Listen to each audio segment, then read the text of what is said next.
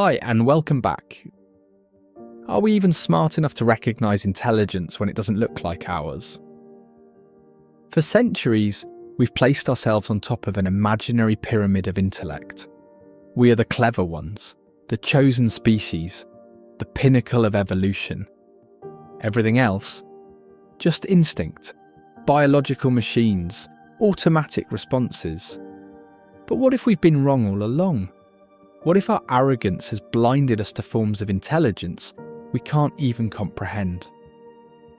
Think about how little most of us actually know about animals, their life, their struggles.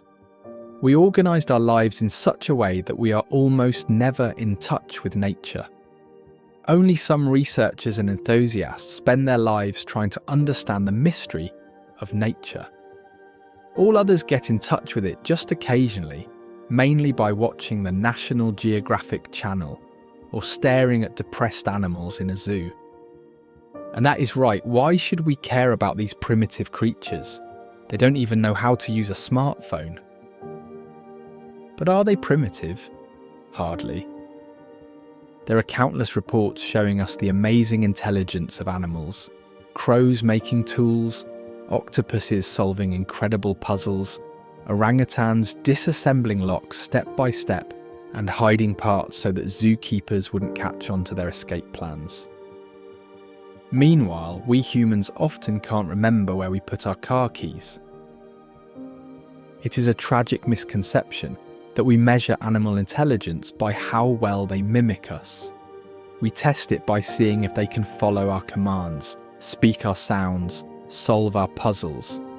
It's like giving a human a test written entirely in dolphin clicks and then concluding, humans aren't very bright.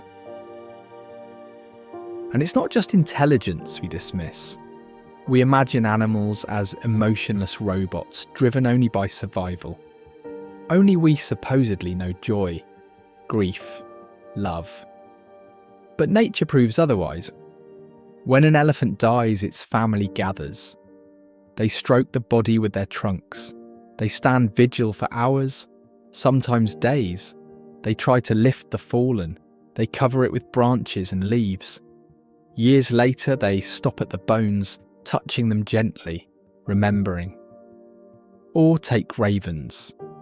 When a raven dies, its mate often refuses to eat, calls out repeatedly, and sometimes never finds another partner. They've been observed bringing food to the place where their partner died, as if hoping they might return. We call this mourning when humans do it, but when animals do it, we dismiss it as behaviour. Why? Why are we so arrogant and blind when nature proves every time that we are not superior to animals, neither intellectually nor emotionally? Look deeper. Ravens can plan for the future better than many children. Chimpanzees console each other after conflict, share food, and help the weak without being asked. Bees communicate until the hive reaches consensus, a process more cooperative than most human governments. Meerkats risk death to stand guard so their families can eat. Emperor penguins starve for months in Antarctic blizzards while protecting their eggs. Dolphins lift the injured to the surface, ensuring they breathe, even at their own risk. When humans show this kind of love and sacrifice, we build monuments. When animals do it, we steal their honey, their land, their lives. Too often the usual way for humans is to break promises, abandon relationships, and often prioritise our own comfort over others' survival. We never even wonder, how do they achieve such an incredible level of intelligence in their environment without schools and teachers, without universal health care or enlightened gurus? And yet we still cling to the delusion that we are the superior ones. Ask yourself, could you navigate thousands of miles across the ocean with no instruments like a turtle? Could you remember thousands of hidden food caches like a squirrel? by animal standards, we're remarkably limited creatures. We need tools, clothes, protection to survive even in built environments, not to mention the real wild.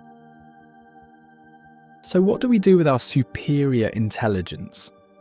We've convinced ourselves we're evolved enough to decide which animals live and which die, which ones deserve protection and which ones we can exploit for profit. We put dolphins in concrete pools, creatures with complex language, culture, and emotional lives, forcing them to perform circus tricks. We tear apart elephant families for ivory, knowing they mourn their dead with more grace than many humans.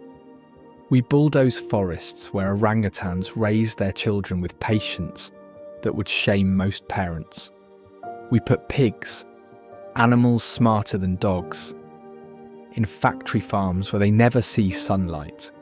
We know pigs recognise themselves in mirrors, play games, form friendships, and grieve when separated from their families. But we treat them like production units. We even turned killing into entertainment. Think, there are people who pay thousands to fly across the world just to shoot something beautiful and innocent. Think about that for a moment.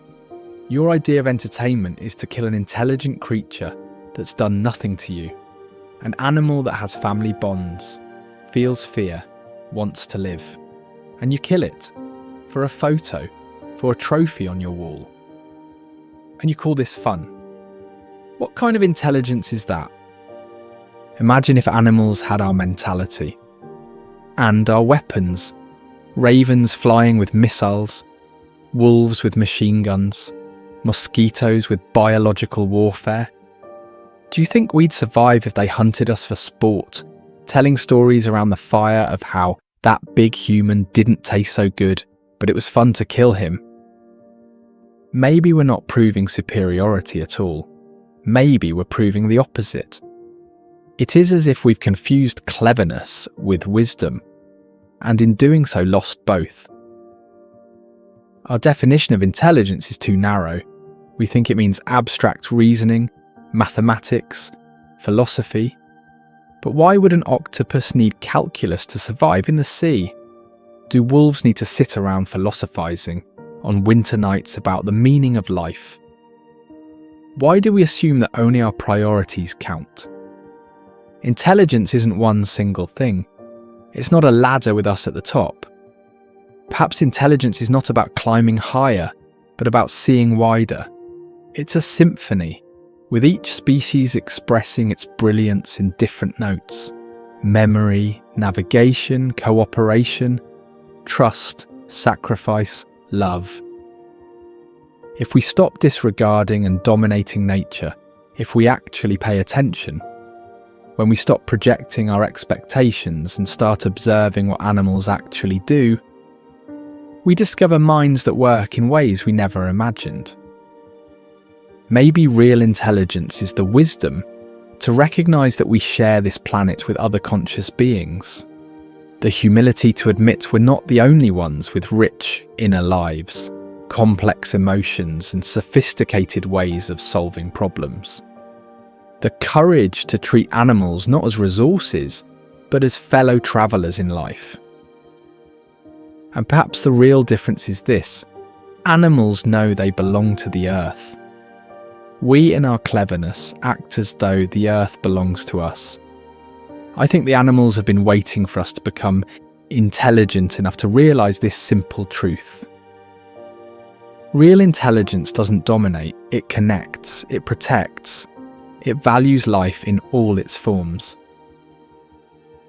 So next time you see a bird building its nest, or a dog reading your emotions better than your best friend, or ants building cities without destroying the planet, ask yourself, what can they teach us about being truly intelligent?